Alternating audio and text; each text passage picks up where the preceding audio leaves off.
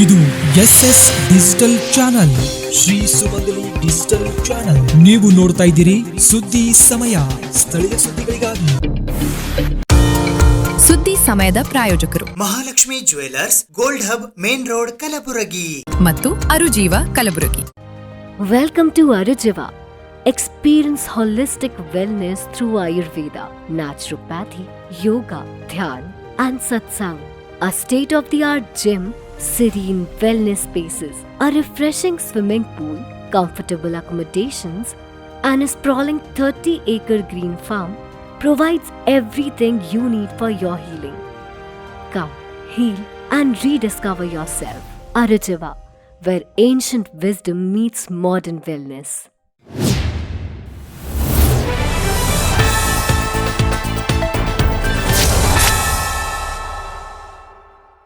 ಸುದ್ದಿ ಸಮಯಕ್ಕೆ ಸ್ವಾಗತ. ನಾನು RJ ಮಂಜು ಹಿರೋಳಿ. ಗುರುವಾರ ಸಂಜೆ ಕಲಬುರಗಿ ನಗರದ ಜಗತ್ ವೃತ್ತದಲ್ಲಿ ಸಾರ್ವಜನಿಕರಲ್ಲಿ ಹೆಲ್ಮೆಟ್ ಕುರಿತು ಜಾಗೃತಿ ಮೂಡಿಸಲು ಕಲಬುರಗಿ ನಗರ ಪೊಲೀಸ್ ಆಯುಕ್ತರಾದ ಡಾಕ್ಟರ್ ಶರಣಪ್ಪ SD ಅವರು ಹೆಲ್ಮೆಟ್ ಧರಿಸಿ ಜೀವ ಉಳಿಸಿ ಕಾರ್ಯಕ್ರಮದಲ್ಲಿ 5 ಜನರಿಗೆ ಸಾಂಕೇತಿಕವಾಗಿ ಹೆಲ್ಮೆಟ್ಗಳನ್ನು ವಿತರಿಸಿದರು. ದಿನಾಂಕ 5ನೇ ಮಾರ್ಚ್ 2026 ಗುರುವಾರದಂದು ಸಾಯಂಕಾಲ 6 ಗಂಟೆ ಸಮಯದಲ್ಲಿ ಕಲಬುರಗಿ ನಗರದ ಜಗತ್ ವೃತ್ತದಲ್ಲಿ ಸಾರ್ವಜನಿಕರಲ್ಲಿ ಹೆಲ್ಮೆಟ್ ಜಾಗೃತಿ ಮೂಡಿಸಲು ಮತ್ತು ಗುರುವಾರದಿಂದ ಕಲಬುರಗಿ ನಗರದಲ್ಲಿ ದ್ವಿಚಕ್ರ ವಾಹನ ಸವಾರರಿಗೆ ಹೆಲ್ಮೆಟ್ ಕಡ್ಡಾಯಗೊಳಿಸಿರುವ ಕುರಿತು ಹೆಲ್ಮೆಟ್ ಧರಿಸಿ ಜೀವ ಉಳಿಸಿ ಎಂಬ ಕಾರ್ಯಕ್ರಮದಲ್ಲಿ ಮಾನ್ಯ ಪೊಲೀಸ್ ಆಯುಕ್ತರಾದ ಡಾಕ್ಟರ್ ಶರಣಪ್ಪ SD ಅವರ ನೇತೃತ್ವದಲ್ಲಿ 5 ಜನ ಸಾರ್ವಜನಿಕರಿಗೆ ಹೆಲ್ಮೆಟ್ ವಿತರಿಸುವ ಮೂಲಕ 20 ಜನ ಮಂಗಳಮುಖಿಯರೊಂದಿಗೆ ಜಾಗೃತಿ ಮೂಡಿಸಲಾಯಿತು.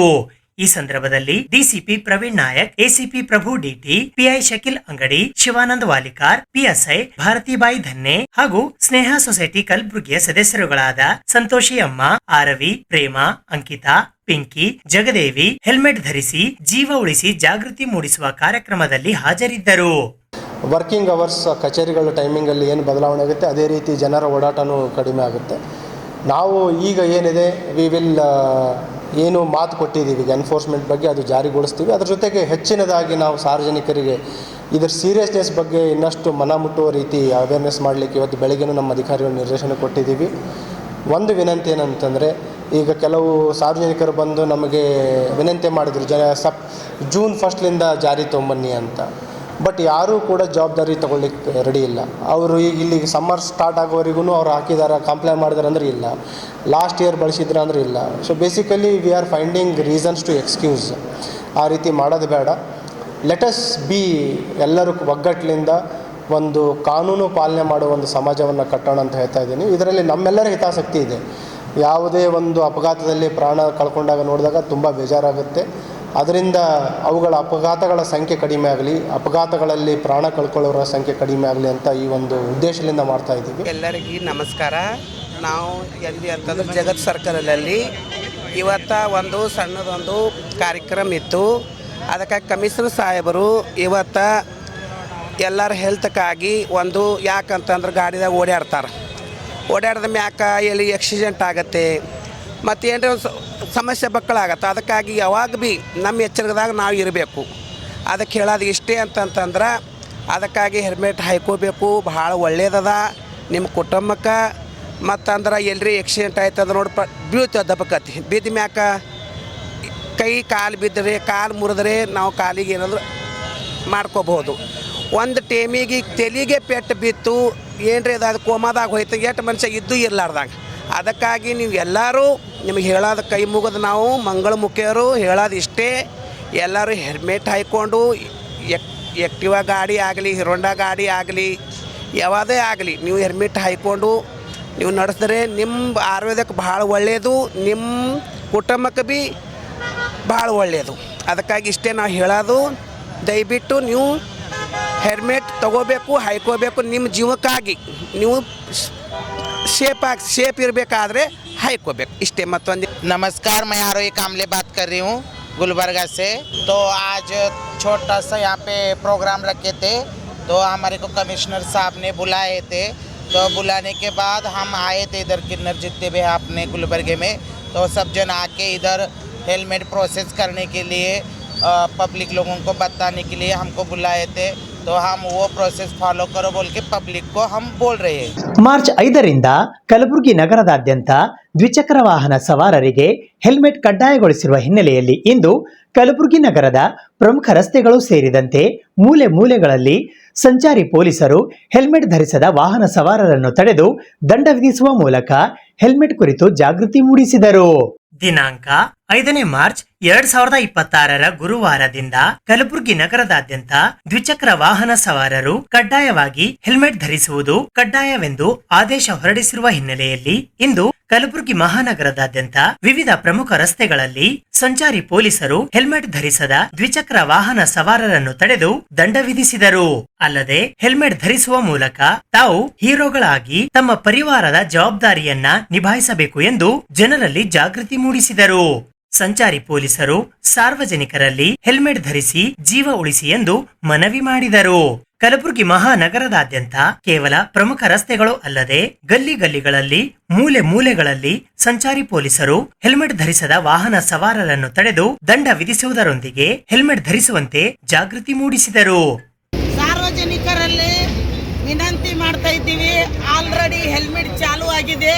ಹೆಲ್ಮೆಟ್ ಚಾಲು ಮಾಡಿದರೆ ಕಡ್ಡಾಯವಾಗಿ ಹೆಲ್ಮೆಟ್ ಹಾಕಬೇಕಂದ್ರೆ ಅವರ ಅನಿಸಿಕೆಗಳು ನಮ್ಗೆ ಅಡೆತಡೆ ತೊಂದರೆ ಮಾಡ್ತಾ ಇದ್ದಾರೆ. ಫೋನ್ಯಾಗ ಬಂದು ಫೋನ್ಯಾಗ ಬಂದಿಲ್ಲ ಅಂತ ಹೇಳ್ತಾ ಇದ್ದಾರೆ. ಅದಕ್ಕೆ ನಾವು ಯಾವುದೇ ಕಾರಣಕ್ಕೆ ಅದಕ್ಕೆ ಅವಕಾಶ ಕೊಡ್ತಾ ಇಲ್ಲ. ಕಡ್ಡಾಯವಾಗಿ ಅವರಿಗೆ ಹೆಲ್ಮೆಟನ್ನು ಅವೇರ್ನೆಸ್ ಮಾಡಿ ನಾವು ಸಾರ್ವಜನಿಕರ ಪ್ರಾಣವನ್ನು ಉಳಿಸಿಕೊಳ್ಳಿ ಅಂಥೇಳಿ ಹೆಲ್ಮೆಟ್ ಅವೇರ್ನೆಸ್ ಮಾಡಿ ಹೆಲ್ಮೆಟ್ ಫೈನ್ ಹಾಕ್ತಾ ಇದ್ದೀವಿ. ಜೈ ಹಿಂದ್, ಜೈ ಕರ್ನಾಟಕ. ಎಲ್ಲರೂ ಕಣ್ಣೆದ್ರೆ ಎಲ್ಲರಿಗೆ ಕಣ್ಣೆರಿ ವಿಡಿಯೋ ಮಾಡ್ಕೊಳ್ಳೋರು ಇಲ್ಲ ಮುಗಿತು. ಹಿಂದಕ್ಕೆ ಏನಾಯ್ತು ಆಯ್ತು, ಈಗಿಲ್ಲ.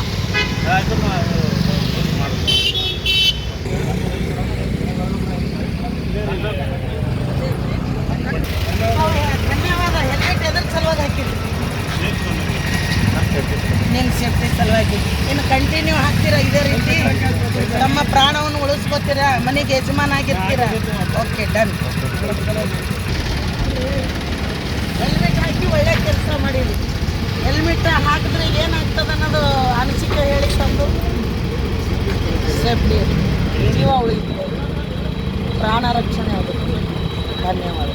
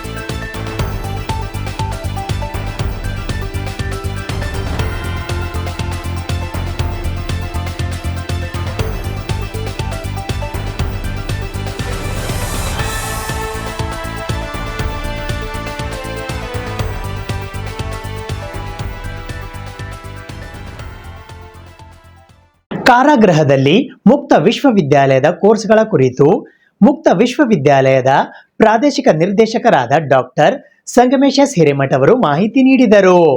ಸಿಟ್ಟಿನ ಸಂದರ್ಭದಲ್ಲಿ ಮಾಡಿದ ಒಂದು ತಪ್ಪಿನಿಂದ 4 ಗೋಡೆಗಳ ನಡುವೆ ಬಂದಿಯಾಗಿರುತ್ತೀರಿ. ಹೀಗಾಗಿ ಮಾಡಬೇಕೆಂದಿರುವ ಕೆಲವು ಕೋರ್ಸ್ಗಳನ್ನು ಮಾಡಲು ಸಾಧ್ಯವಾಗಿರುವುದಿಲ್ಲ. ಆದರೆ ಕರ್ನಾಟಕ ರಾಜ್ಯ ಮುಕ್ತ ವಿಶ್ವವಿದ್ಯಾಲಯದಿಂದ ಕೋರ್ಸ್ಗಳನ್ನು ಮಾಡಬಹುದಾಗಿದೆ ಎಂದು ಮುಕ್ತ ವಿಶ್ವವಿದ್ಯಾಲಯದ ಪ್ರಾದೇಶಿಕ ನಿರ್ದೇಶಕರಾದ ಡಾಕ್ಟರ್ ಸಂಗಮೇಶ ಹಿರೇಮಠ ಹೇಳಿದ್ದಾರೆ. ಮುಕ್ತ ವಿಶ್ವವಿದ್ಯಾಲಯ ಕಲಬುರಗಿ ಹಾಗೂ ಬೀದರ್ ಪ್ರಾದೇಶಿಕ ಕೇಂದ್ರಗಳ ವತಿಯಿಂದ ಇಲ್ಲಿನ ಕಾರಾಗೃಹದಲ್ಲಿ ಸಿಬ್ಬಂದಿ ಹಾಗೂ ಕೈದಿಗಳಿಗೆ ವಿಶ್ವವಿದ್ಯಾಲಯದ ಕೋರ್ಸ್ಗಳ ಕುರಿತು ಆಯೋಜಿಸಲಾಗಿದ್ದ ಮಾಹಿತಿ ಮತ್ತು ಸಂವಾದ ಹಾಗೂ ಜಾಗೃತಿ ಕಾರ್ಯಕ್ರಮವನ್ನ ಉದ್ದೇಶಿಸಿ ಅವರು ಮಾತನಾಡಿದರು. ಜೈಲಿನಿಂದಲೇ ಮುಕ್ತ ವಿಶ್ವವಿದ್ಯಾಲಯದ ಕೋರ್ಸ್ ಕಲಿಯಬಹುದು. ಇದಕ್ಕೆ ಅವಕಾಶವಿದೆ. ಹೀಗಾಗಿ ತಮಗೆ ಬೇಕಾದ ಕೋರ್ಸ್ಗೆ ಪ್ರವೇಶಾತಿ ಪಡೆಯಬಹುದಾಗಿದೆ. ಈಗಾಗಲೇ ಹಲವಾರು ಕಾರಾಗೃಹದ ಬಂದಿಗಳು ಹಲವು ಕೋರ್ಸ್ಗಳ ಪದವಿ ಪಡೆದಿದ್ದನ್ನು ಉದಾಹರಣೆಗಳ ಸಮೇತ ವಿವರಣೆ ನೀಡಿದರು.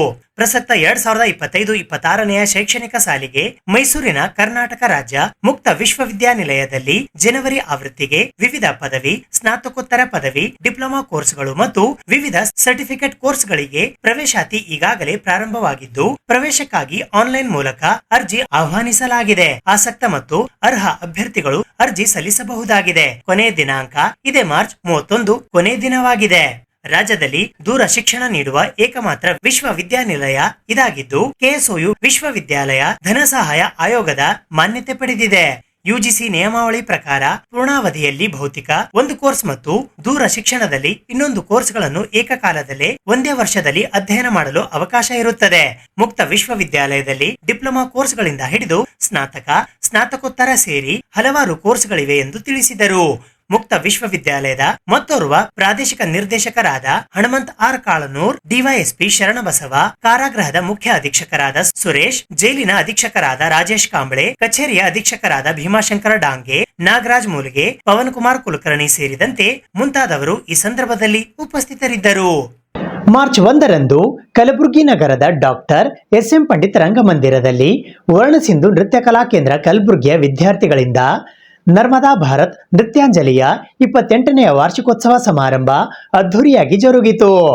28ನೆಯ ನರ್ಮದಾ ಭಾರತ ನೃತ್ಯಾಂಜಲಿಯ 28ನೆಯ ವಾರ್ಷಿಕೋತ್ಸವ ಸಮಾರಂಭವು ವರ್ಣಸಿಂಧು ನೃತ್ಯ ಕಲಾ ಕೇಂದ್ರ ಕಲಬುರಗಿಯ ವಿದ್ಯಾರ್ಥಿಗಳಿಂದ ರವಿವಾರ ದಿನಾಂಕ 1ನೇ ಮಾರ್ಚ್ 2026ರಂದು ಸಂಜೆ 5:30 ಗಂಟೆಗೆ ಕಲಬುರಗಿ ನಗರದ ಸಾರ್ವಜನಿಕ ಉದ್ಯಾನವನದಲ್ಲಿ ಇರುವ ಡಾಕ್ಟರ್ ಎಸ್.ಎಂ. ಪಂಡಿತ್ ರಂಗಮಂದಿರದಲ್ಲಿ ಜರುಗಿತು. ಈ ಕಾರ್ಯಕ್ರಮಕ್ಕೆ ಮುಖ್ಯ ಅತಿಥಿಗಳಾಗಿ ಶಂಕರ್ ದೇಸಾಯಿ ಕಲ್ಲೂರ್, ಕರ್ನಾಟಕ ಸರ್ಕಾರ ಸಂಗೀತ ನೃತ್ಯ ಅಕಾಡೆಮಿ ಕಲಬುರಗಿ ಆಗಮಿಸಿದ್ದರು. ಗೌರವ ಅತಿಥಿಗಳಾಗಿ doctor Sadananda Perla, program executive, retired, Akashvani Kalaburagi, doctor Padaki Srinivas, retired professor, PDA engineering college, ಸಂಚಾಲಕರು, Dasa Sahitya project, TTD Tirupati, Ram Pawar, SSK president Kalaburagi, Jagadishwari Anasi, deputy director of Kannada Sanskriti department Kalaburagi ಆಗಮಿಸಿದ್ದರು. ಇದೇ ವೇಳೆ felicitation to renowned gardener Kalaburagi, retired engineer Venkatavenu, retired government high school head master Bhaira Madagi, Shivaputra Patil, Mallanna Jeevanagi, retired personal secretary GESCOM ಹಾಗೂ Santosh Patil, senior pharmacy officer, GIMS hospital Kalaburagi ಇವರಿಗೆ ಅನಂತಿಕೆ ಚಿಂಚನ್ಸೂರ್ ಮತ್ತು ವಿದ್ಯಾರ್ಥಿಗಳು disciple of guru Shrimati Narmada Shakuntala Nrityalaya Bengaluru ಇವರ ವತಿಯಿಂದ ಸನ್ಮಾನಿಸಿ ಗೌರವಿಸಲಾಯಿತು.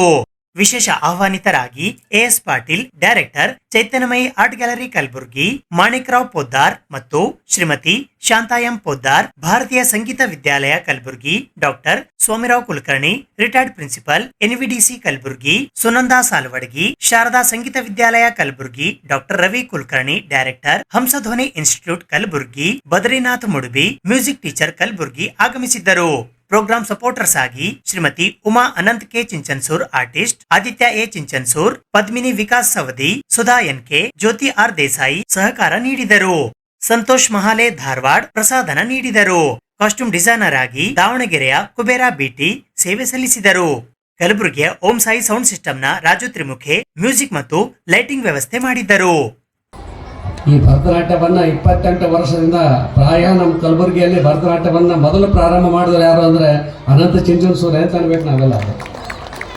ನಮ್ಮ ಈ ಹಿಂದುಳಿದ ಹೈದರಾಬಾದ್ ಕರ್ನಾಟಕ ಭಾಗದಲ್ಲಿ ಇಷ್ಟೆಲ್ಲ ಕಲಾ ಪ್ರತಿಭೆಯನ್ನು ನಮಗೆಲ್ಲ ತೋರಿಸಿ ಮಾರ್ಗದರ್ಶನ ಮಾಡ್ತಕ್ಕಂಥ ಅನಂತ ಚಿಂಚನ್ಸೂರ್ ಅವರಿಗೆ ಎಷ್ಟು ನಾವು ಧನ್ಯವಾದಗಳನ್ನು ಹೇಳಿದ್ರೂ ಕಡಿಮೆನೇ ಅಂತ.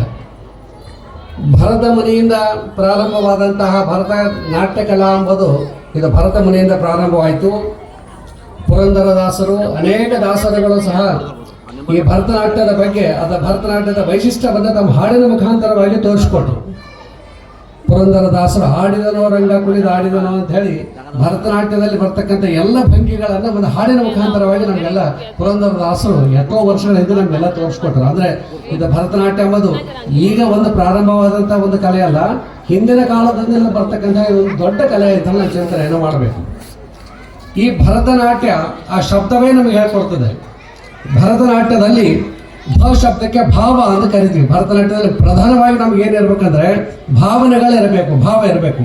ಭರತನಾಟ್ಯ ಮಾಡುವುದನ್ನು ಪ್ರತಿಯೊಬ್ಬರು ನೋಡಿದ್ವಿ, ಮುಖದಲ್ಲಿ ಎಷ್ಟು ಹಾವಭಾವಗಳನ್ನು ನಮಗೆಲ್ಲ ತೋರಿಸ್ತಾರೆ. ಹಾಗಾಗಿ ಭ ಶಬ್ದಕ್ಕೆ ಭಾವ ಅಂತ ಅರ್ಥ.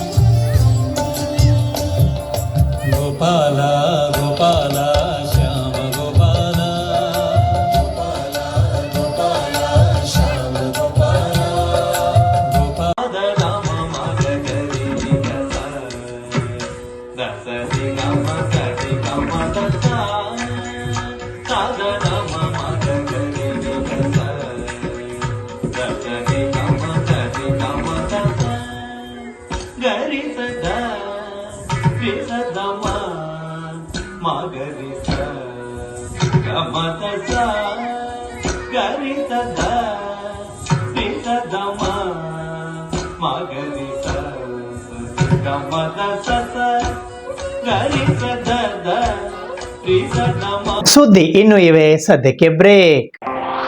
ಇದು SS ಡಿಜಿಟಲ್ ಚಾನಲ್, ಶ್ರೀ ಸುಮಂಗಲಿ ಡಿಜಿಟಲ್ ಚಾನಲ್. ನೀವು ನೋಡ್ತಾ ಇದ್ದೀರಿ ಸುದ್ದಿ ಸಮಯ, ಸ್ಥಳೀಯ ಸುದ್ದಿಗಳಿಗಾಗಿ. ಸುದ್ದಿ ಸಮಯದ ಪ್ರಾಯೋಜಕರು Mahalakshmi jewellers, gold hub, main road, Kalaburagi ಮತ್ತು ಅರುಜೀವ Kalaburagi. Welcome to Arujiva. Experience holistic wellness through Ayurveda, naturopathy, yoga, dhyan, and satsang. A state-of-the-art gym, serene wellness spaces, a refreshing swimming pool, comfortable accommodations, and a sprawling 30-acre green farm provides everything you need for your healing. Come, heal, and rediscover yourself. Arujiva, where ancient wisdom meets modern wellness.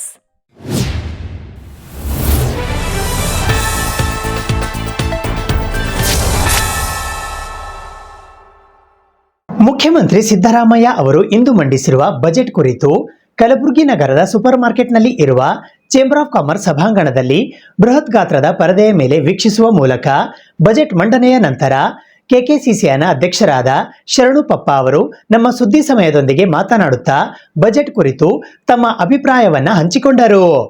ಮುಖ್ಯಮಂತ್ರಿ ಸಿದ್ದರಾಮಯ್ಯ ಅವರು ಇಂದು ಮಂಡಿಸಿದ budget ಅಧಿವೇಶನವನ್ನು ಕಲಬುರಗಿ ನಗರದ super market ಪ್ರದೇಶದಲ್ಲಿ ಇರುವ ಕಲ್ಯಾಣ ಕರ್ನಾಟಕ ವಾಣಿಜ್ಯ ಮತ್ತು ಕೈಗಾರಿಕಾ ಸಂಸ್ಥೆಯ ಸಭಾಂಗಣದಲ್ಲಿ ಬೃಹತ್ ಗಾತ್ರದ ಪರದೆಯ ಮೇಲೆ ವೀಕ್ಷಿಸುವ ಮೂಲಕ ಈ ಬಜೆಟ್ನಲ್ಲಿ ಯಾವ ನಿರೀಕ್ಷೆಗಳು ಇದ್ದವು, ಯಾವ ನಿರೀಕ್ಷೆಗಳು ಹುಸಿಯಾಗಿವೆ ಎನ್ನುವುದರ ಕುರಿತು ಕೆಕೆಸಿಸಿಐ ಅಧ್ಯಕ್ಷರಾದ ಶರಣು ಪಪ್ಪ ಅವರು ನಮ್ಮ ಸುದ್ದಿ ಸಮಯದೊಂದಿಗೆ ತಮ್ಮ ಅಭಿಪ್ರಾಯಗಳನ್ನು ಹಂಚಿಕೊಂಡರು. ಈ ಸಂದರ್ಭದಲ್ಲಿ ಕೆಕೆಸಿಸಿಐನ ಇತರೆ ಸದಸ್ಯರುಗಳು ಉಪಸ್ಥಿತರಿದ್ದರು. ನಮಸ್ಕಾರ, ನಾನು ಶರಣಬಸಪ್ಪ ಪಪ್ಪ, ಕಲ್ಯಾಣ ಕರ್ನಾಟಕ ವಾಣಿಜ್ಯ ಮತ್ತು ಕೈಗಾರಿಕಾ ಸಂಸ್ಥೆ ಕಲಬುರಗಿಯ ಅಧ್ಯಕ್ಷ. ಇವತ್ತಿನ ಒಂದು ರಾಜ್ಯ ಸರ್ಕಾರದ ಬಜೆಟ್ ಘೋಷಣೆ ಆಗಿದೆ. ಇದರಲ್ಲಿ ಮುಖ್ಯವಾಗಿ ಕಲ್ಯಾಣ ಕರ್ನಾಟಕ ಭಾಗಕ್ಕೆ ಕೆಲವೊಂದು ಒಳ್ಳೆಯ ಒಂದು ಬೇಡಿಕೆಗಳಿಗೆ ಅವರು ಸ್ಪಂದಿಸಿ ಏನು ಒಂದು ದಿವಸ ನಮ್ಮ ಮುಖ್ಯಮಂತ್ರಿಗಳು ಅನೌನ್ಸ್ ಮಾಡಿದ್ದಾರೆ, ನಾವು ಸ್ವಾಗತ ಹೇಳುತ್ತೇವೆ. ಅದಲ್ಲದೆ ಮುಖ್ಯವಾಗಿ ನಮಗೆ ಕಲಬುರಗಿಗೆ ಮೆಗಾ ಟೆಕ್ಸ್ಟೈಲ್ ಪಾರ್ಕ್ಗೆ 390 ಕೋಟಿ ರೂಪಾಯಿ ಅನೌನ್ಸ್ ಮಾಡಿದ್ದಾರೆ. ಇದು ಕಳೆದ ಬಾರಿ ಕೂಡ ಮಾಡಿದ್ರು, ಯಾವುದೇ ರೀತಿಯ ಅನುಷ್ಠಾನಕ್ಕೆ ಬರಲಿಲ್ಲ. ಈ ಸಾರಿನೂ ಇದೇ ಸೇಮ್ 390 ಕೋಟಿ ಅನೌನ್ಸ್ ಮಾಡಿದ್ದಾರೆ. ಆದ್ರೆ ಈ ಸಾರಿ ಏನದಲ್ಲ, ಶುರುವಿಂದ ಈಗಿಂದನೇ ಇದಕ್ಕೆ ಹಂತ ಹಂತವಾಗಿ ಈ 390 ಕೋಟಿ ಬಿಡುಗಡೆ ಮಾಡಬೇಕು. ಬೇಸಿಕ್ ಇನ್ಫ್ರಾಸ್ಟ್ರಕ್ಚರ್ ಆದಷ್ಟು ಬೇಗ ರೆಡಿ ಆಗ್ಬೇಕಂತ ನಾನು ಕೇಳ್ಕೊಳ್ತಾ ಇದ್ದೀನಿ. ಅದಲ್ಲದೆ ಇವತ್ತಿನ ದಿವಸ ರಿಪ್ಪನ್ಪಳ್ಳಿ ಮತ್ತು ವಾಗ್ದರ್ಗಿ ಏನು ರೋಡ್ ವೈಂಡಿಂಗ್ ಹೇಳಿದ್ದಾರೆ, ಅದು ಕೂಡ ನಾವು ಸ್ವಾಗತ, ಅದು ಕೂಡ ಇಮಿಡಿಯೇಟ್ ಆಗಿ ಸ್ಟಾರ್ಟ್ ಆಗ್ಬೇಕು. ಅದಲ್ಲದೆ ನಮ್ಮ ಏನು ಎಕ್ಸ್ಪರ್ಟ್ಸ್ ಈ ಗೋವಿಂದರಾವ್ ಕಮಿಟಿಯ ಬಗ್ಗೆ ಏನು ವರದಿ ಕೊಟ್ಟಿದ್ರು, ಅದರಲ್ಲಿ ಅದು ಕೂಡ ಜಾರಿಗೆ ತಂದಿದ್ದಾರೆ. ಅದು ಬರೀ 4,291 ಕೋಟಿ. ಇದು ಬಹಳಷ್ಟು ಕಡಿಮೆ ಒಂದು ವೆಚ್ಚ ಅಂತ ನಾನು ಹೇಳಕ್ ಇಷ್ಟಪಡ್ತೀನಿ. ಆದ್ರೂ ಕೂಡ ಈ ಒಂದು ವರದಿ ಅನುಷ್ಠಾನಕ್ಕೆ ತಂದಿದ್ದಕ್ಕೆ ಧನ್ಯವಾದಗಳು. ಮತ್ತೆ ಯಾದಗಿರಿ ನಲ್ಲಿ ಮುಖ್ಯವಾಗಿ ಸೂಪರ್ ಸ್ಪೆಷಾಲಿಟಿ ಆಸ್ಪತ್ರೆ ತೆಗಿತಾ ಇದ್ದಾರೆ, ಅದು ಕೂಡ ಸ್ವಾಗತಾರ್ಹವಾಗಿದೆ.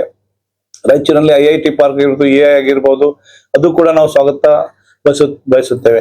ಅದಲ್ಲದೆ ನಮ್ಮ ಕಲಬುರಗಿ ಜಿಲ್ಲೆ ಜೇವರ್ಗಿ ಅಲ್ಲಿ ಒಂದು ನಾಲೆಜ್ ಪಾರ್ಕ್ ಕೂಡ ಬರ್ತಾ ಇದೆ, ಅದಕ್ಕೂ ಕೂಡ ನಾವು ಸ್ವಾಗತ ಹೇಳುತ್ತೇವೆ. ಮತ್ತು ಈ ಬಾರಿಯ ಒಂದು ಕುಡಿಯುವ ನೀರಿನ ವ್ಯವಸ್ಥೆಗೆ ಸುಮಾರು 1863 ಕೋಟಿ ರೂಪಾಯಿ ಒಂದು ಏನು ಇದಕ್ಕೆ ಬಳಕೆಗೆ ಇಟ್ಟಿದ್ದಾರೆ, ಇದು ಕೂಡ ಸ್ವಾಗತಾರ್ಹ. ಆದ್ರೆ ಆದಷ್ಟು ಬೇಗ ಈ LNT 24 hours ಏನು ವಾಟರ್ ಏನು 24 hours ಕೊಡ್ತಾರೆ, ಅದಕ್ಕೆ ಕೆಲಸ ಬಹಳ ನಿಧಾನಗತಿ ಇದೆ. ಆದಷ್ಟು ಬೇಗ ಅದು ಮುಗಿಸ್ಬೇಕು. ಈ ಒಂದು ಸಂದರ್ಭದಲ್ಲಿ ಇನ್ನೊಂದು ನಮ್ಮ MSMEಗಳಿಗೆ ಏನು ಡೆವಲಪ್ಮೆಂಟ್ ಸಲುವಾಗಿ 15 ಕೋಟಿ ಇಡೀ ರಾಜ್ಯ ಕೊಟ್ಟಿದ್ದು ಯಾವುದೇ ಒಂದು ದೊಡ್ಡ ವೆಚ್ಚವಲ್ಲ, ದೊಡ್ಡ ಒಂದು ಅನೌನ್ಸ್ಮೆಂಟ್ ಅಲ್ಲ ಅಂತ ನಾನು ಹೇಳಕ್ ಇಷ್ಟಪಡ್ತೀನಿ. MSMEಗಳು ಬೆಳಿಬೇಕಂದ್ರೆ ದೊಡ್ಡ ರೀತಿಯಲ್ಲಿ ಒಂದು ಇದು ಮಾಡ್ಬೇಕು. ಹಾಗೆ KKRDBಗೆ 5,000 ಕೋಟಿ ಕೊಟ್ಟಿದ್ದಾರೆ. ಇದು ಒಳ್ಳೆ ರೀತಿಯಿಂದ ಈ ಒಂದು ಕಲ್ಯಾಣ ಕರ್ನಾಟಕ ಭಾಗದಲ್ಲಿ ಉಪಯೋಗ ಆಗ್ಬೇಕು. ಮತ್ತೆ ಕಲ್ಯಾಣ ಕರ್ನಾಟಕ ಭಾಗದ ಒಂದು ಎಲ್ಲಾ ತಾಲೂಕುಗಳಿಗೆ, ಎಲ್ಲ ಹಿಂದುಳಿದ ಒಂದು ಹಳ್ಳಿಗಳಿಗೆ ಈ KKRDB ಒಂದು ವ್ಯವಸ್ಥಿತ ಒಂದು ಏನು ಮೂಲಭೂತ ಸೌಕರ್ಯಗಳು ಕಲ್ಪಿಸಿಕೊಡ್ಬೇಕಂತ ಈ ಒಂದು ಮೂಲಕ ಕೇಳ್ತಾ, ಇವತ್ತಿನ ಈ ಒಂದು ಒಟ್ಟಾರೆ ಬಜೆಟ್ ನಮ್ಮ ಕಲ್ಯಾಣ ಕರ್ನಾಟಕ ಭಾಗ ಇಡೀ ಒಂದು ರಾಜ್ಯದ ಎಲ್ಲಕ್ಕೂ ಕಂಪೇರ್ ಮಾಡಿದಾಗ ಬೆಂಗಳೂರಿಗೆ ಜಾಸ್ತಿ ಒತ್ತು ಕೊಟ್ಟಿದ್ದಾರೆ. ಆದ್ರೆ ಈಗ ನಮ್ಮ ಕಲ್ಯಾಣ ಕರ್ನಾಟಕ ಭಾಗಕ್ಕೆ ಕೂಡ ಕೊಟ್ಟಿದ್ದಾರೆ. ಆದ್ರೆ ಯಾವ ರೀತಿಯಲ್ಲಿ ರೇಷ್ಮೆ ಬೆಳೆಗೆ ಒಂದು ಪಾರ್ಕ್ ಮೈಸೂರಿನಲ್ಲಿ ಮಾಡಿದ್ದಾರೆ, ಅದೇ ರೀತಿ ತೊಗರಿ ಪಾರ್ಕ್ ಕೂಡ ಕಲಬುರಗಿಗೆ ಆಗ್ಬೇಕಿತ್ತು, ಅದು ಮಾಡಿಲ್ಲ. ಅದು ಕೂಡ ಆಗ್ಬೇಕಂತ ನಾವು ಈ ಸಂದರ್ಭದಲ್ಲಿ ಕೇಳ್ತಾ, ಒಟ್ಟಾರೆ ಈ ಒಂದು ಬಜೆಟ್ ಸಿದ್ದರಾಮಯ್ಯ ಅವರ ಬಜೆಟ್ ಒಳ್ಳೇದಂತ ನಾನು ಹೇಳಕ್ ಇಷ್ಟಪಡ್ತೀನಿ. ಕಲಬುರಗಿಯ ಕೃಷಿ ಉತ್ಪನ್ನ ಮಾರುಕಟ್ಟೆ ಸಮಿತಿಯಲ್ಲಿ ರಾಜ್ಯದ ಇತರೆ APMCಗಳಂತೆ ರಮ್ಸ್ ಮುಖಾಂತರ ಟೆಂಡರ್ ಪದ್ಧತಿಯನ್ನು ಅಳವಡಿಸುವಂತೆ ಆಹಾರ ಧಾನ್ಯ ಮತ್ತು ಬೀಜ ವ್ಯಾಪಾರಿಗಳ ಸಂಘದ ವತಿಯಿಂದ ಇಂದು APMC ಕಾರ್ಯದರ್ಶಿಗಳಿಗೆ ಮನವಿ ಪತ್ರವನ್ನ ಸಲ್ಲಿಸಲಾಯಿತು. ಕಲಬುರಗಿಯ ಕೃಷಿ ಉತ್ಪನ್ನ ಮಾರುಕಟ್ಟೆ ಸಮಿತಿಯಲ್ಲಿ ENM ಮುಖಾಂತರ ಆನ್ಲೈನ್ ಟೆಂಡರ್ ನಡೆಯುತ್ತಿದ್ದು, ಇದರಲ್ಲಿ ತಾಂತ್ರಿಕ ಸಮಸ್ಯೆ ಮತ್ತು ಹಲವಾರು ಅಡೆತಡೆಗಳು ಉಂಟಾಗುತ್ತಿದ್ದು, ಇದರ ಜೊತೆಗೆ ಇಲ್ಲಿರತಕ್ಕಂತಹ ವ್ಯಾಪಾರಸ್ಥರು ಮತ್ತು ರಾಜ್ಯದ ಇತರೆ APMC ವರ್ತಕರ ಜೊತೆ ವ್ಯವಹಾರ ಮಾಡುವಾಗ ಪರ್ಮಿಟ್ ಸಮಸ್ಯೆಯು ಬಹಳಷ್ಟು ಉಂಟಾಗುತ್ತಿದ್ದು, ಈ ಸಮಸ್ಯೆಗಳಿಗೆ ಶಾಶ್ವತ ಪರಿಹಾರವನ್ನು ಕಂಡುಕೊಳ್ಳಬೇಕೆಂದರೆ ಕಲಬುರಗಿ ಕೃಷಿ ಉತ್ಪನ್ನ ಮಾರುಕಟ್ಟೆ ಸಮಿತಿಯಲ್ಲಿಯೂ ರಾಜ್ಯದ ಇತರೆ APMCಗಳಂತೆ REMS ರಮ್ಸ್ ಮುಖಾಂತರ ಟೆಂಡರ್ ಪದ್ಧತಿಯನ್ನು ಅಳವಡಿಸಿಕೊಳ್ಳುವಂತೆ ಆಹಾರ ಧಾನ್ಯ ಮತ್ತು ಬೀಜ ವ್ಯಾಪಾರಿಗಳ ಸಂಘ ಕಲಬುರಗಿಯ ವತಿಯಿಂದ ಇಂದು ಕಲಬುರಗಿ ನಗರದ APMC ಆವರಣದಲ್ಲಿ ಇರುವ ಶ್ರೀ ಹನುಮಾನ ದೇವಸ್ಥಾನದಿಂದ ಹಲಿಗೆ ಬಾರಿಸುವ ಮೂಲಕ ಮೆರವಣಿಗೆ ಮುಖಾಂತರ APMC ಕಚೇರಿಗೆ ತೆರಳಿ ಕಾರ್ಯದರ್ಶಿಗಳಿಗೆ ಮನವಿ ಪತ್ರವನ್ನ ಸಲ್ಲಿಸಲಾಯಿತು. ಈ ಸಂದರ್ಭದಲ್ಲಿ ಸಂಘದ ಅಧ್ಯಕ್ಷರಾದ ಸಂತೋಷ್ ಲಂಗರ್, ಉಪಾಧ್ಯಕ್ಷರಾದ ಶರಣಪ್ಪ ಬಾಳಿ ತಾವರಗೇರ, ಕಾರ್ಯದರ್ಶಿಗಳಾದ ಬಸವರಾಜ್ H ತಡ್ಕಲ್, ಜಂಟಿ ಕಾರ್ಯದರ್ಶಿಗಳಾದ ಮಲ್ಲಿಕಾರ್ಜುನ್ S ಕಕ್ಕಳಮೇಲಿ, ಖಜಾಂಚಿಗಳಾದ ಮಲ್ಲಿಕಾರ್ಜುನ್ M ಮಾನ್ಕರ್ ಸೇರಿದಂತೆ ಇತರೆ ಸದಸ್ಯರು ಉಪಸ್ಥಿತರಿದ್ದರು.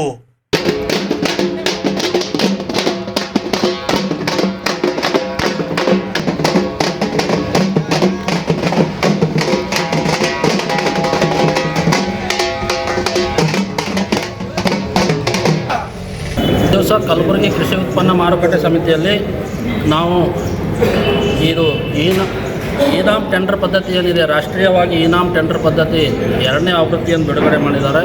ಈ ಸಾಫ್ಟ್ವೇರ್ ತಂತ್ರಜ್ಞಾನದಲ್ಲಿ ಹಲವಾರು ತೊಂದರೆಗಳಾಗ್ತಾ ಇದ್ದಾವೆ.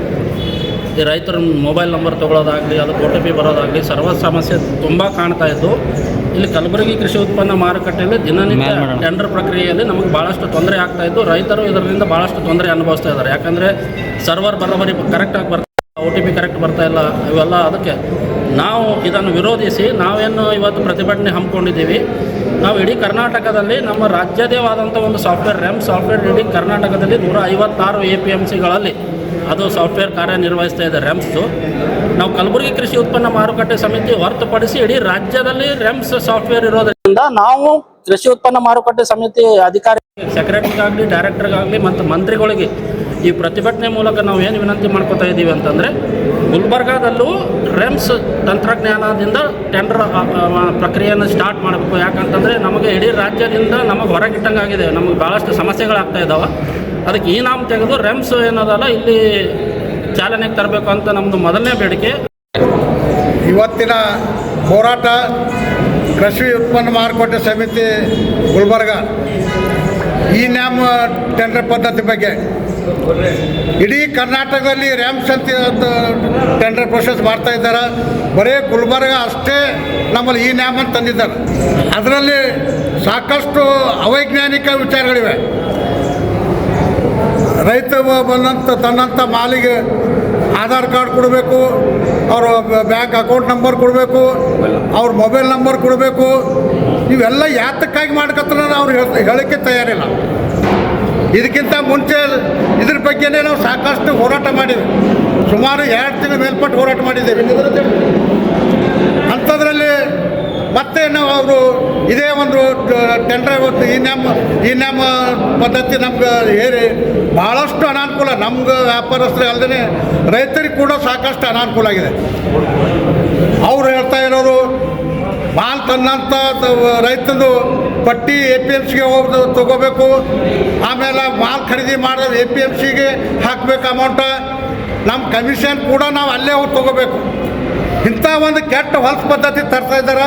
ಇದಕ್ಕೆ ನಾವೆಲ್ಲರೂ ವಿರೋಧಿಸಿ, ನಾವು ಅಷ್ಟೇ ಅಲ್ಲ ಇದಕ್ಕೆ ರೈತರು ಕೂಡ ವಿರೋಧಿ ಇದ್ದಾರೆ.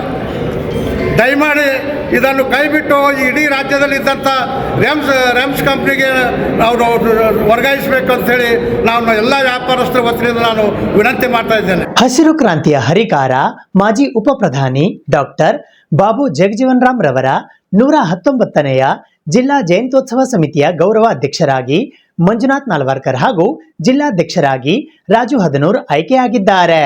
ಹಸಿರು ಕ್ರಾಂತಿಯ ಹರಿಕಾರ ಮಾಜಿ ಉಪ ಪ್ರಧಾನಿ ಡಾಕ್ಟರ್ ಬಾಬು ಜಗಜೀವನ್ ರಾಮ್ ರವರ 119ನೆಯ ಜಿಲ್ಲಾ ಜಯಂತಿ ಸಮಿತಿಯ ನೂತನ ಗೌರವಾಧ್ಯಕ್ಷರಾಗಿ ಮಂಜುನಾಥ್ ನಾಲ್ವಾರ್ಕರ್, ಜಿಲ್ಲಾಧ್ಯಕ್ಷರಾದ ರಾಜು ಹದನೂರ್, ಕಾರ್ಯಾಧ್ಯಕ್ಷರಾಗಿ ಬಸವರಾಜ ಜವಳಿ, ಪ್ರಚಾರ ಸಮಿತಿಯ ಅಧ್ಯಕ್ಷರಾಗಿ ಶಿವಕುಮಾರ್ ಆಜಾದ್ಪುರ್, ಪ್ರಚಾರ ಸಮಿತಿಯ ಕಾರ್ಯಾಧ್ಯಕ್ಷರಾಗಿ ಮಲ್ಲು ಬಿಳವಾರ್ ಅವರನ್ನು ಆಯ್ಕೆ ಮಾಡಲಾಯಿತು. ಈ ಸಂದರ್ಭದಲ್ಲಿ ಹೋರಾಟಗಾರರಾದ ಸಚಿನ್ ಫರ್ಹತಾಬಾದ್, ರಾಜು ಕಟ್ಟಿಮನಿ, ಗುರುರಾಜ್ ಭಂಡಾರಿ, ನಾಗೇಂದ್ರ ಭಂಡಾರಿ, ಸುಂದರ್ ಮಾಂಗ್, ದತ್ತು ಹಯ್ಯಾಳ್ಕರ್, ವಕೀಲರಾದ ರಮೇಶ್ ಸೇರಿದಂತೆ ರವಿ ವಾಲಿ, ಅಂಬಾರಾಯ್ ಬೆಳಕೋಟಿ, ರಾಹುಲ್ ಮೇತ್ರೆ, ಅಮೃತ್ ಸಾಗರ್ ಉಪಸ್ಥಿತರಿದ್ದರು.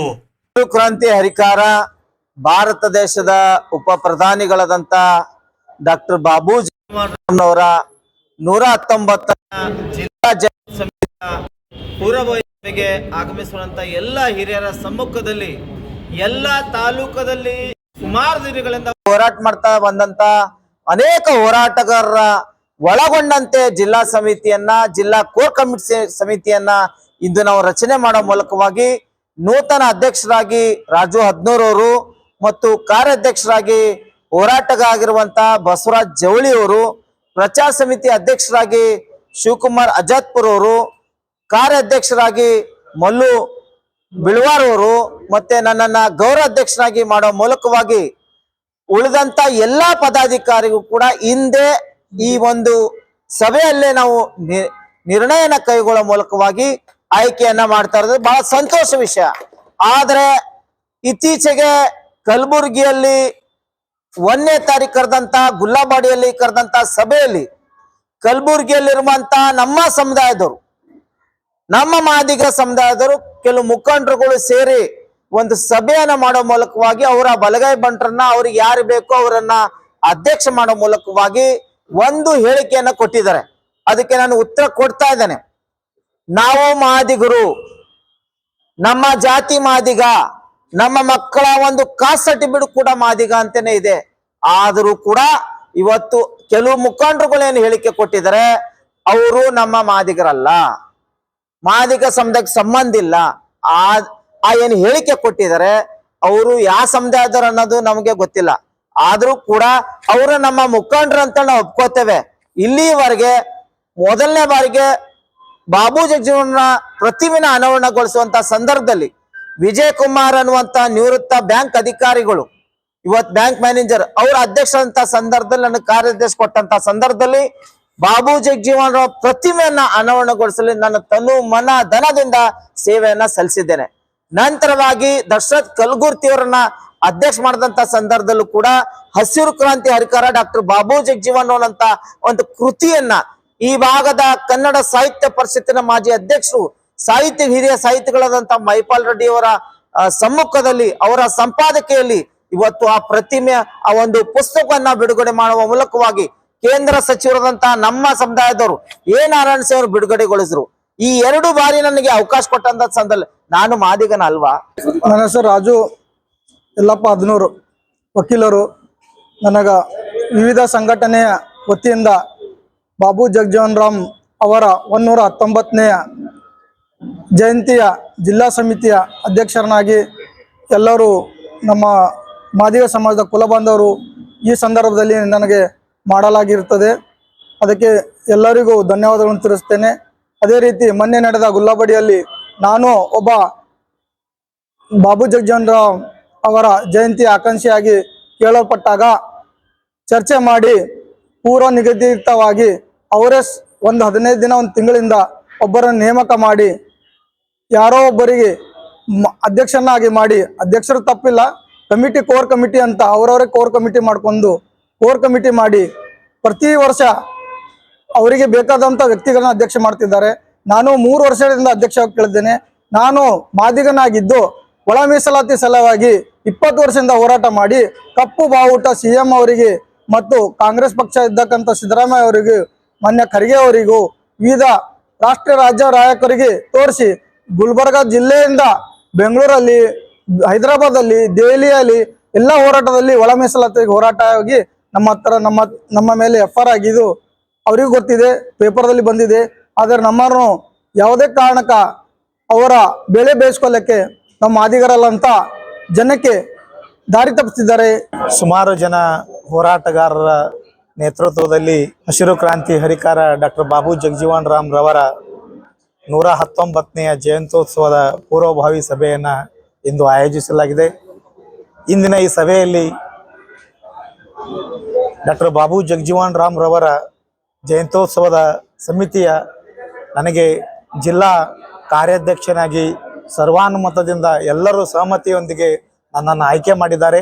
ಸಮಾಜಕ್ಕೆ ಮತ್ತು ಮಹಾನ್ ಪುರುಷರ ವ್ಯಕ್ತಿತ್ವಕ್ಕೆ ಎಲ್ಲಿ ಕಳಂಕ ಬರದ ಹಾಗೆ ಸಮಾಜದಲ್ಲಿ ಸಾಮರಸ್ಯ, ಶಾಂತಿಯನ್ನು ಮತ್ತು ಪ್ರತಿ ವರ್ಷದಂತೆ ಏನು ಜಯಂತಿ ನಡೀತದೋ ಈ ಸಾರಿ ಅದ್ದೂರಿಯಾಗಿ ಯಾವ ರೀತಿ ಕಳಂಕ ಬರಲಾರದೆ ಶಾಂತಿಯುತವಾಗಿ ಇಡೀ ಕಲಬುರಗಿ ಜಿಲ್ಲೆಗೆ ಒಂದು ಮಾದರಿಯಾದಂಥ ಜಯಂತಿಯನ್ನು ಆಚರಣೆ ಮಾಡಬೇಕು ಅಂತ ನಿರ್ಧಾರ ಮಾಡಿದ್ದೇವೆ. ಬಿಜೆಪಿಯ ಕಲಬುರಗಿ ವಿಭಾಗದ ಪ್ರಭಾರಿಗಳಾದ ಮಾಜಿ ವಿಧಾನ ಪರಿಷತ್ತಿನ ಸದಸ್ಯರಾದ ಅರುಣ್ ಕುಮಾರ್ ಶಹಾಪುರ್ ಅವರು ಇಂದು ಪತ್ರಿಕಾಗೋಷ್ಠಿ ನಡೆಸುವ ಮೂಲಕ ಬಜೆಟ್ ಕುರಿತು ಅಸಮಾಧಾನ ವ್ಯಕ್ತಪಡಿಸಿದರು.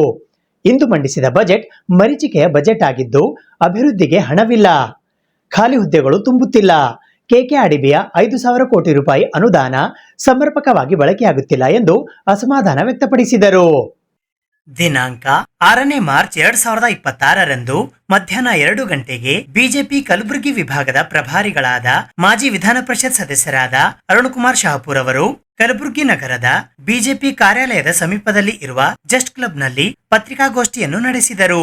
ಈ ಸಂದರ್ಭದಲ್ಲಿ ಮಾಜಿ ವಿಧಾನ ಪರಿಷತ್ತಿನ ಸದಸ್ಯರಾದ ಅಮರನಾಥ್ ಪಾಟೀಲ್, ಮಾಜಿ ಶಾಸಕರಾದ ರಾಜ್ಕುಮಾರ್ ಪಾಟೀಲ್ ತೇಲ್ಕೂರ್, ಶರಣಪ್ಪ ತಳವಾರ್, ಮಾಜಿ ಸಚಿವರಾದ ಬಾಬುರಾವ್ ಚೌಹಾಣ್, ಶಿವರಾಜ್ ಪಾಟೀಲ್ ರದ್ದೇವಾಡ್ಗಿ, ಧರ್ಮಣ್ಣ ಇಟಗ, ಬಿಜೆಪಿ ಜಿಲ್ಲಾಧ್ಯಕ್ಷರಾದ ಅಶೋಕ್ ಬಗಲಿ, ಅವಣ್ಣ ಮ್ಯಾಕೇರಿ ಸೇರಿದಂತೆ ಇತರರು ಉಪಸ್ಥಿತರಿದ್ದರು. 2026-27ರ ಆಯವ್ಯಯನ್ನು ಸನ್ಮಾನ್ಯ ಸಿದ್ದರಾಮಯ್ಯನವರು ಮಂಡಿಸಿದ್ದಾರೆ. ಅವರು ಮಂಡನೆ ಮಾಡಿರುವಂಥ ಬಜೆಟ್ನೊಳಗೆ ಒಂದು ರೀತಿ ಒಟ್ಟು ಪ್ರಕ್ರಿಯೆಯನ್ನು ಗಮನಿಸಿದಾಗ ಇದೊಂದು ಮರೀಚಿಕೆ ಬಜೆಟ್ ಅಂತ ಹೇಳಿದ್ರೆ ತಪ್ಪಾಗಲಿಕ್ಕಿಲ್ಲ. ಕಳೆದ 3 ವರ್ಷಗಳಿಂದ ಒಂದು ಅಭಿವೃದ್ಧಿ ಶೂನ್ಯ ಬಜೆಟನ್ನು ಕೊಟ್ಟಿರುವಂಥ ಸನ್ಮಾನ್ಯ ಸಿದ್ದರಾಮಯ್ಯನವರು ಗ್ಯಾರಂಟಿಯನ್ನೇ ನಾವು ಹೊಸ ಒಂದು ಎಕಾನಮಿಯನ್ನು ಸೃಷ್ಟಿಸ್ತಿದೀವಿ ಅನ್ನೋಂಥ ಭ್ರಮೆಯನ್ನು ಸೃಷ್ಟಿಸಿದ್ರು. ಒಂದು ಆರ್ಥಿಕತೆಗೆ ಹೊಸ ಭಾಷೆಯನ್ನು ಬರೀತೇವೆ. ಆ ಹಿನ್ನೆಲೆಯಲ್ಲಿ ಪ್ರತಿಯೊಬ್ಬರಿಗೂ ಕೂಡ ನೇರ ಫಲಾನುಭವಿಗಳಿಗೆ ಸಶಕ್ತರನ್ನಾಗಿಸುವ ಮೂಲಕ ಏನೋ ಒಂದು ಬದಲಾವಣೆ ಮಾಡ್ತಿದ್ದೀವಿ ಅಂತ ಹೊರಟಿದ್ರು. 3 ವರ್ಷ ಆಯಿತು. ಅದರ ಯಾವ ಪರಿಣಾಮಗಳು ರಾಜ್ಯದ ಆರ್ಥಿಕತೆಯಲ್ಲಿ ಇವತ್ತು ಕಾಣಿಸ್ತಾ ಇಲ್ಲ. ಇವತ್ತು ಗ್ಯಾರಂಟಿ ಸ್ಕೀಮನ್ನು ಕೂಡ ಪರಿಣಾಮಕಾರಿಯಾಗಿ ಜಾರಿಗೊಳಿಸಿದ್ದೇನೆ. ಕಳೆದ ಬಾರಿ ನಿಮ್ಮೆಲ್ಲರಿಗೂ ಗೊತ್ತಿದೆ, ಬೆಳಗಾವಿ ಅಧಿವೇಶನ ನಡೆಯುವ ಸಂದರ್ಭದಲ್ಲಿ ಶಕ್ತಿ ಯೋಜನೆ 2-3 ತಿಂಗಳು ಹೋಗಿ ಕೊಡಬೇಕಾಗಿರೋದನ್ನು ಲೆಕ್ಕದಲ್ಲಿ ತಪ್ಪಾಗಿ ತೋರಿಸಿ 5,000 ಕೋಟಿಗೂ ಹೆಚ್ಚು ಹಣ ಏನಾಯಿತು ಅನ್ನೋದ್ರ ಬಗ್ಗೆ ಇವತ್ತಿಗೂ ಲೆಕ್ಕಕ್ಕೆ ಸಿಕ್ಕಿಲ್ಲ. ಈ ರಾಜ್ಯದ ಆರ್ಥಿಕ ನಿರ್ವಹಣೆ ಹೇಗಿದೆ ಅನ್ನೋದಕ್ಕೆ ಇದೊಂದು ಸಾಕ್ಷಿ ಅಂತ ಭಾವಿಸ್ತೇನೆ. ಪ್ರತಿ ತಿಂಗಳು ಸಂಬಳ ತೆಗೆದುಕೊಳ್ಳಿಕ್ಕೆ ಆಗದೇ ಇರುವಂಥ ಸ್ಥಿತಿಗೆ ಕರ್ನಾಟಕ ರಾಜ್ಯದ ನೌಕರರು ತಲುಪಿದ್ದಾರೆ. ಸರ್, ಸಂಬಳ ಬಿಟ್ಬಿಡಿ, ಈಗೇನು ಸರ್ಕಾರದ ಕಲ್ಯಾಣ ಕಾರ್ಯಕ್ರಮದ ಭಾಗವಾಗಿ ಮಕ್ಕಳಿಗೆ ಕೊಡಬೇಕಾಗಿರುವಂಥ ಹಾಸ್ಟೆಲ್ ವ್ಯವಸ್ಥೆ, ಅವ್ರು ಕೊಡಬೇಕಾಗಿರುವಂಥ ಸ್ಕಾಲರ್ಶಿಪ್, ಅದು ಯಾವುದೂ ಇರದೇನೆ ಒದಾಡುವಂಥ ಪರಿಸ್ಥಿತಿ ನಿರ್ಮಾಣ ಆಗಿದೆ. ಒಂದು ಕಡೆಗೆ ನೇರವಾಗಿ ಜನರಿಗೆ ಸಶಕ್ತೀಕರಣಕ್ಕಾಗಿ ನಾವು 5 ಗ್ಯಾರಂಟಿಗಳನ್ನು ಕೊಡ್ತೇವೆ, ಆ ಮೂಲಕ ಹೊಸ ಆರ್ಥಿಕ ಭಾಷೆಯನ್ನು ಬರೀತೇವೆ ಅಂತ ಹೇಳಿರೋ ಅವರು, ಇನ್ನೊಂದು ಕಡೆಗೆ ಅಭಿವೃದ್ಧಿಗೂ ಕೂಡ ಹಣ ಇಲ್ಲ ಅನ್ನುವಂಥದ್ದನ್ನು ಅವರ ಶಾಸಕರುಗಳಿಂದನೇ ಟೀಕೆಯನ್ನು ಎದುರಿಸೋದನ್ನು ನಾವು ನೋಡಿದ್ದೀವಿ. ಮತ್ತೊಂದು ಬಜೆಟ್ಟು ಆ ಅಭಿವೃದ್ಧಿ ಶೂನ್ಯ ಬಜೆಟ್ಟಿನ ಸಾಲಿನಲ್ಲಿ ಸೇರ್ಪಡಿಸುವಂಥ ಕಾರ್ಯವನ್ನು ಸನ್ಮಾನ್ಯ ಮುಖ್ಯಮಂತ್ರಿಗಳು ಮಾಡಿದ್ದಾರೆ. ನನಗೆ ಗೊತ್ತಿಲ್ಲ ಕಾಂಗ್ರೆಸ್ಸಿನ ಶಾಸಕರ ಈ ಒಂದು ರಿಯಾಕ್ಷನ್ ಏನು ಅಂತ ನನಗೆ ಅಂದಾಜಿಲ್ಲ. ಈಗೇನು ಹೇಳ್ತಾರೆ, ನಿಮ್ಮ ಜಿಲ್ಲೆಯ ಹಲವಾರು ಹಿರಿಯ ಶಾಸಕರು ಧ್ವನಿ ಎತ್ತಿದ್ರು ನಾವು ರಾಜೀನಾಮೆ ಕೊಡಬೇಕಾಗತ್ತೆ ಅಂತೇಳಿ. ವಿಶೇಷವಾಗಿ ಆಳಂದದ ಶಾಸಕರು, ವಿಶೇಷವಾಗಿ ಕಾಗವಾಡದ ಶಾಸಕರು, ಕಾಂಗ್ರೆಸ್ನಲ್ಲಿ ಒಂದು ಲೈನೇ ಅಭಿವೃದ್ಧಿಗೆ ಹಣ ಇಲ್ಲ ಅಂತ ಹೇಳಿದ್ರೆ ನಾವು ಹೇಗೆ ಮಾಡಬೇಕು ಅಂಥೇಳಿ. ಈಗಲೂ ಮತ್ತೊಮ್ಮೆ ಅದೇ ಸಂಗತಿ ಪುನರಾವರ್ತನೆ ಆಗಿದೆ. ಒಂದು. ಎರಡನೇದಾಗಿ ವಿಶೇಷವಾಗಿ ಗ್ಯಾರಂಟಿ ಯೋಜನೆ ಕೊಡಬೇಕಾದ್ರೆ ಈ ಸರ್ಕಾರದ ಆರ್ಥಿಕ ನೀತಿ ಹೇಗಿದೆ ಅಂತ ನನಗೆ ಅರ್ಥ ಆಗ್ತಿಲ್ಲ. ಗ್ಯಾರಂಟಿ ಯೋಜನೆ ಕೊಡಬೇಕಾದ್ರೆ SCP TSP ಹಣಕ್ಕೆ ಕೈ ಹಾಕಬಾರ್ದು ಅನ್ನೋಂಥ ಭಾಳ ದೊಡ್ಡ ಒತ್ತಾಯ ನಡೆದಿತ್ತು. ಸರ್, ಹಿಂದೆಂದೂ ಕಾಣದೇ ಇರುವಷ್ಟು SC ST ಜನಾಂಗಕ್ಕೆ ಸೇರಿದ ಎಲ್ಲ ಸಂಘಟನೆಯವರು ಆಕ್ಷೇಪ ವ್ಯಕ್ತಪಡಿಸಿದ್ರು, ನಮ್ಮ ಹಣವನ್ನು ಡೈವರ್ಟ್ ಮಾಡಬೇಡಿ. ನೀವೇನು ಎಲ್ಲರಿಗೆ ಗ್ಯಾರಂಟಿ ಕೊಡ್ತೀವಿ, ಅದ್ರ ಜೊತೆ ಗ್ಯಾರಂಟಿ ಕೊಡಿ. SCP TSP ಹಣವನ್ನು ಯಾಕೆ ಬಳಸ್ಕೊಳ್ತೀರಿ? ನಮ್ಮ ಹಣವನ್ನು ಅದಕ್ಕೆ ಕೊಡೋದ್ರಿಂದ ಗಳಿಸುವ ಲಾಭ ಏನು ಅಂತೇಳಿ. ಸರ್, ಯೋಚನೆ ಮಾಡಿರಿ, ಒಂದು ಕಡೆ ಅವರು ಘೋಷಣೆ ಮಾಡಿರುವಂಥ ಸಮಾಜ ಕಲ್ಯಾಣ ಇಲಾಖೆಗೆ ಘೋಷಣೆ ಮಾಡಿರುವಂಥ ಹಾಸ್ಟೆಲ್ಗಳ ಸಂಗತಿ 7,500 ಜನ ಮಕ್ಕಳಿಗೆ ಮಾತ್ರ ಅವಕಾಶ ಮಾಡಿಕೊಡುವಷ್ಟು. ಒಂದು ಕಡೆ ಕೊಡಬೇಕಾಗಿರುವಂಥ SCP TSP ಹಣವನ್ನು ಡೈವರ್ಟ್ ಮಾಡಿ ಮಕ್ಕಳಿಗೆ ನೀವು ಹಾಸ್ಟೆಲ್ ಕೊಡಲ್ಲ, ಸ್ಕಾಲರ್ಶಿಪ್ ಕೊಡಲ್ಲ ಅನ್ನುವಂಥ ಸ್ಥಿತಿ ನಿರ್ಮಾಣ ಮಾಡಿದರೆ ನೀವು ಗಮನಿಸ್ಬೋದು. 7,500 ಮಕ್ಕಳಿಗೆ ಆಗಷ್ಟು ಹಾಸ್ಟೆಲ್ಗಳ ನಿರ್ಮಾಣದ ಕಾರ್ಯದ ಬಗ್ಗೆ ಇವತ್ತು ಘೋಷಣೆ ಮಾಡಿದ್ದಾರೆ. ಎರಡನೇ ಸಂಗತಿ, ಆರ್ಥಿಕ ನಿರ್ವಹಣೆಯಲ್ಲಿ ಸಾಲದ ಬಾಬತ್ತು ಎಷ್ಟಿದೆ ಅಂತ ನೀವು ಯೋಚನೆ ಮಾಡಿ. ಸರ್, ಇಡೀ ನೀವು ಕೊನೆ ಪೇಜಲ್ಲಿದೆ, ನೀವು ಗಮನಿಸಿ, ಅತಿ ಹೆಚ್ಚು ಹಣ ಯಾವುದಕ್ಕೆ ಖರ್ಚು ಮಾಡ್ತಿದ್ದಾರೆ ಅಂತ ಹೇಳಿದ್ರೆ ಸಾಲದ ಮರುಪಾವತಿ. 17ನೇ ಬಜೆಟನ್ನು ಮಂಡನೆ ಮಾಡ್ತೀನಿ ಅಂತೇಳಿ ಸನ್ಮಾನ್ಯ ಸಿದ್ದರಾಮಯ್ಯನವರು ಇವತ್ತು ಪ್ರತಿಪಾದನೆಯನ್ನು ಮಾಡ್ತಿದ್ದಾರೆ. ಆದರೆ ನಿಮ್ಮೆಲ್ಲರಿಗೂ ಗೊತ್ತಿರಲಿ, ಅತಿ ಹೆಚ್ಚು ಸಾಲಗಾರ ರಾಜ್ಯವನ್ನಾಗಿ ಮಾಡಿದ ಕೀರ್ತಿ ಸಿದ್ದರಾಮಯ್ಯನವ್ರಿಗೆ ಹೋಗ್ತದೆ. ಈ ವರ್ಷವೂ 1,00,000 ಕೋಟಿಗಿಂತ ಆಚೆಗೆ ಸಾಲದ ಹೊರೆಯನ್ನು ರಾಜ್ಯಕ್ಕೆ ಹೋಲಿಸುವಂಥ ಕೆಲಸ ಮಾಡುವ ಮೂಲಕ ಸನ್ಮಾನ್ಯ ಸಿದ್ದರಾಮಯ್ಯನವರು ಒಂದು ಸಾಲದ ರಾಜ್ಯವನ್ನಾಗಿ ಕರ್ನಾಟಕವನ್ನು ಮಾಡುವಂಥ ಕೆಲಸ ಮಾಡಿದ್ದಾರೆ. ಈ ಬಾರಿ ಸಾಲ ಮರುಪಾವತಿ 20%. ಸರ್, ನೀವು ನೋಡಿ, ಸಮಾಜ ಕಲ್ಯಾಣಕ್ಕೆ ಕೊಟ್ಟಿರುವಂಥ ಹಣ 15%, ಇತರ ಸಾಮಾನ್ಯ ಸೇವೆಗಳು 18%, ಆರ್ಥಿಕ ಸೇವೆಗಳು 14%, ಕೃಷಿ ನೀರಾವರಿ ಗ್ರಾಮೀಣಾಭಿವೃದ್ಧಿ ಅಷ್ಟು ಸೇರಿದ್ರು 13%. ಅತಿ ದೊಡ್ಡ ಬಾಬತ್ತು ಯಾವುದಕ್ಕೆ ಹೋಗ್ತಾ ಇದೆ? 20% ರೀಪೇಮೆಂಟ್ ಆಫ್ ಲೋನ್. ಇಷ್ಟಾದರೂ ಮತ್ತೆ 1,00,000 ಕೋಟಿಗೂ ಹೆಚ್ಚಿನ ಸಾಲ ಮಾಡುವಂಥ ಕೆಲಸ ಮಾಡ್ತಾರೆ ಅಂತ ಹೇಳಿದ್ರೆ ನೀವು ಯೋಚನೆ ಮಾಡಿ, ಎಲ್ಲೋ ಒಂದು ಕಡೆ ಈ ಸರ್ಕಾರ ಹಾದಿ ತಪ್ಪಿರುವ ಸರ್ಕಾರ ಅನ್ನುವಂಥ ಮಾತನ್ನು ಭಾಳ ಸ್ಪಷ್ಟವಾಗಿ ಹೇಳ್ತೇನೆ. ಇದು ಇವತ್ತಿನ ಸುದ್ದಿ ಸಮಯ. ಸ್ಥಳೀಯ ಸುದ್ದಿಗಳಿಗಾಗಿ ನೋಡ್ತಾ ಇರಿ ಸುದ್ದಿ ಸಮಯ. ನಿಮ್ಮ ನೆಚ್ಚಿನ ಸುದ್ದಿ ಸಮಯವನ್ನು ಡೆನ್ ಸೆಟಾಪ್ ಬಾಕ್ಸ್ನ ಚಾನೆಲ್ ಸಂಖ್ಯೆ 746ರಲ್ಲಿ ಪ್ರತಿದಿನ ರಾತ್ರಿ 9 ಗಂಟೆಗೆ, ಮರುಪ್ರಸಾರ ರಾತ್ರಿ 10 ಗಂಟೆಗೆ ಮತ್ತು ಮರುದಿನ ಬೆಳಿಗ್ಗೆ 8 ಗಂಟೆ ಮತ್ತು 9 ಗಂಟೆಗೆ ವೀಕ್ಷಿಸಬಹುದು. ಇದು SS ಡಿಜಿಟಲ್ ಚಾನಲ್, ಶ್ರೀ ಸುಮಂಗಲಿ ಡಿಜಿಟಲ್ ಚಾನಲ್. ನೀವು ನೋಡ್ತಾ ಇದ್ದೀರಿ ಸುದ್ದಿ ಸಮಯ, ಸ್ಥಳೀಯ ಸುದ್ದಿಗಳಿಗಾಗಿ. ಸುದ್ದಿ ಸಮಯದ ಪ್ರಾಯೋಜಕರು Mahalakshmi jewellers, gold hub, main road, Kalaburagi ಮತ್ತು ಅರುಜೀವ Kalaburagi. Welcome to Arujiva. Experience holistic wellness through Ayurveda, naturopathy, yoga, dhyan, and satsang.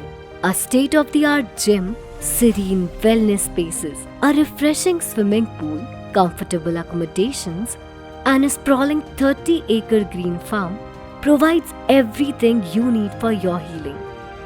Come, heal, and rediscover yourself. Arujiva, where ancient wisdom meets modern wellness.